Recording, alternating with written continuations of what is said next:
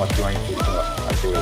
ഇനിയിപ്പോൾ ഈ പൊരിച്ചത് ഈ സാധനം എടുത്ത് ഇട്ട് കഴിഞ്ഞിട്ട് ഇതിൻ്റെ അടുത്ത് ചോറ് എന്നിട്ട് നല്ലോണം ചൂടാക്കി അടിച്ചാൽ എന്ത് ടേസ്റ്റാണ്. യാ മോനെ കാത്തോളി, അടിപൊളി ടേസ്റ്റായിരിക്കും. അതാണ്. അപ്പം ചോറിട്ട് നോക്കുക. ഈ ചട്ടി ഇങ്ങനെ ചോറിട്ട് ഇനി ഇതങ്ങ് കളക്കും. കളച്ചിട്ടൊരു അടിയുണ്ട് മോനാ. നോക്കോ ഏതാ ടേസ്റ്റ് എന്നറിയാം. ഈ മത്തി വെച്ച ചട്ടിയിൽ ഇതങ്ങിടാം. എന്നിട്ട് ഇതിങ്ങ് എടുത്തിട്ട് അടിക്കാം. അടിച്ചു കഴിഞ്ഞാലേ നമ്മളെ നാടൻ ചിക്കൻ ബിരിയാണി മട്ടൻ ബിരിയാണി വരെ നാണിച്ചു കേട്ടാ. ഓക്കെ, ഇത് ചോറ്. ഓക്കെ, ഇനി അടിക്കാൻ പോകുന്നേ. ഓക്കെ,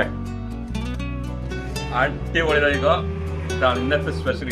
മത്തി പൊരിച്ചു നല്ല ചോറ്. മത്തി ഇതാക്കി അതിൽ ചോറിട്ട് നല്ല കലക്കി അടിച്ചിട്ട് ഒന്ന് പറയാനില്ല. ഇതാണ് അടിപൊളി അടിയും. ഇങ്ങനെ കുഴച്ച് എന്നിട്ട് ഒരു അട്ടിയുണ്ട്. അതടിച്ച് മത്തി വെച്ചാൽ ഇതിങ്ങെടുക്കുക. ഇതിങ്ങെടുക്കുക. ഇങ്ങനെ ഇടുക. എന്നിട്ട് ഈ സാധനം വിളിക്കാം. ഇങ്ങനെ വിളിക്കാം. എന്നിട്ട്